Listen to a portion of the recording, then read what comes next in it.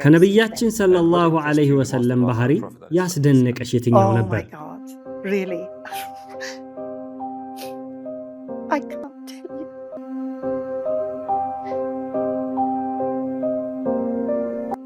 ሁሉም ባህሪያቸው አስደናቂ ነው። There's none worthy of worship but Allah. ባለፉት 25 ዓመታት በምዕራቡ ዓለም በአውሮፓና ሩቅ ምስራቅ ኤዥያ ባለፉት 25 ዓመታት በፍጥነት በመስፋፋት ላይ ያለ ሃይማኖት እስልምና መሆኑን ጥናቶች ያመለክታሉ።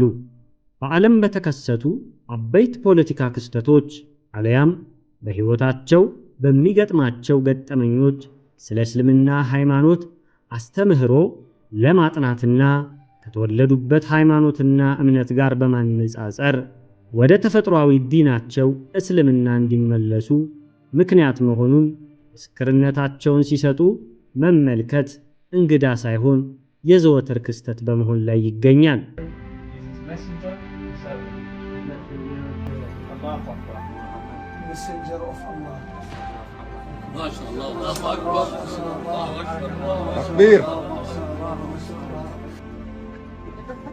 David, Suleiman, Adam were all messengers of God.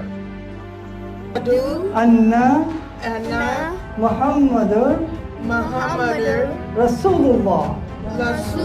Stepped into the Islamic Center, I became a Muslim.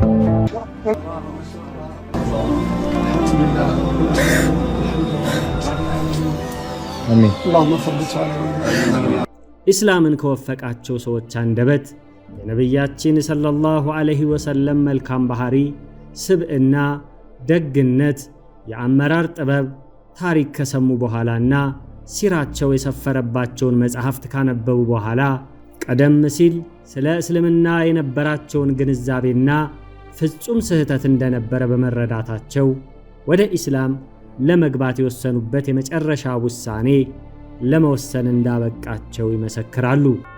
The Bible ordered me to follow the Prophet Muhammad.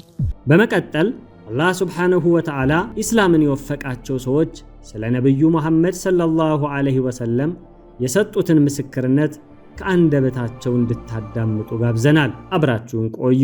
ከነብያችን ሰለላሁ ዐለይሂ ወሰለም ባህሪ ያስደነቀሽ የትኛው ነበር?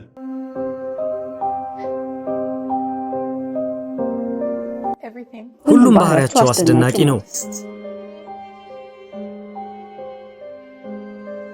ከሰው ልጆች ሁሉ የላቀ ስብዕና ነበራቸው። ከሳቸው ውጪ መምረጥ ውለታ ቢስነት ነው የሚሆነው። ከሰው ልጆች ሁሉ እጅግ ወሳኝና ጠቃሚ የሆነውን መልእክት ይዘው የመጡ ከመሆናቸውም ባሻገር ለሌሎች የሚያዝኑና ደግነታቸውን የተቸገሩትን መርዳት ደግሞ ተከታዮቻቸው የተቸገሩትን እንዲረዱ ማስተማራቸው እጅግ ያስደነቀኝ ባህሪያቸው ነው። በተለይ እስልምናን ከመቀበሌ በፊት በእነዚህ ባህሪያቸው በጣም መደነቄን አስታውሳለሁ። እጅግ በጣም ረጋ ያሉ መሆናቸው፣ ከጥላቻ የራቁ መሆናቸው፣ ሰዎችን እንደ ባህሪያቸው መያዝ የሚችሉበት ጥበብ፣ በሕፃናትም ደረጃ ዝቅ ብለው ሕፃናትን ያጫውቱ ያነጋገሩበት የነበረው ጥበብ፣ የእሳቸው ስብዕናና ባህሪ በርካታ አስደናቂ ነገሮች የተሞላ ነው። ተከታዮቻቸውንም ይመሩበት የነበረው የአመራር ጥበባቸው፣ ይቅርታ አድራጊነታቸው፣ ምህረታቸው እንደ ባል፣ እንደ መሪ፣ እንደ ጓደኛ ብትል እጅግ የላቀ ባህሪ ነበራቸው። ሱብሃንአላህ፣ ይህንን ለመናገር ቃል ያጥረኛል። እውነት ሱብሃንአላህ፣ የአላህ መልእክተኛን እጅግ በጣም ከልቤ ነው የምወዳቸው። እናም እንዲህ ብዬ በቃላት ለመግለጽ ይከብደኛል። ሐጅ በማደርግበት ወቅት ሁል ጊዜ ወደ ረውዳ ሄዳለሁ ቀብራቸውን ለመዘየርና ሱብሃንአላህ አላህ ምን ልበልህ ከሰው ልጆች ሁሉ የላቀ ድንቅ ሸር ሐቢቡላህ ረሱሉላህ ሰለላሁ ዐለይሂ ወሰለም ሐቢብ አላህ ረሱሉላህ ሰለላሁ ዐለይሂ ወሰለም። I mean, what can I say? We don't hear enough stories about the Prophet sallallahu alaihi wasallam and the little stories that he did and he said. መስጂድ ትጠርግ ስለነበረች አንዲት ሴት ታሪክ አለ። ይህች ሴት ወደ መስጂድ መምጣት አቆመች። የአላህ መልእክተኛ ስለ ሴትዮዋ ካየኋት ቆየው በማለት ሰዎችን ጠየቁ። ሰዎቹም የአላህ መልእክተኛ ሆይ ሴትዮዋ ወደ አኼራ ሄደች በማለት መለሱላቸው። ነቢዩም ሰለላሁ ዐለይሂ ወሰለም ለምንድነውስ ማንም ሰው ወደ አኼራ መሄዷን ያልነገረኝ በማለት ጠየቁ።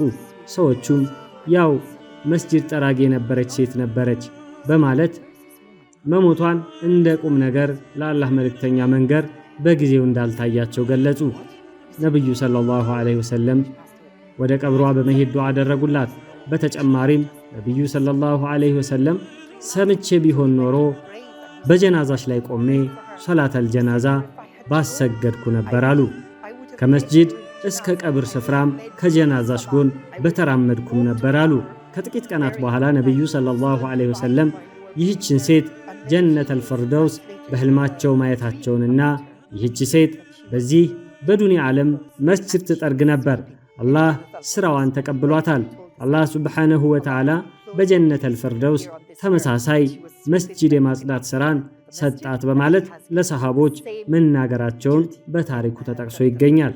Stood by while you were being buried. And then a few nights later, he had a dream about her. And he dreamt that she was in Jannat al-Firdaus and she was sweeping in Jannat al-Firdaus. And he went and he told the Sahaba, he said, Allah has been so pleased with her here on this earth that she was sweeping and looking after the masjid, that he has given her the same duty in Jannat al-Firdaus.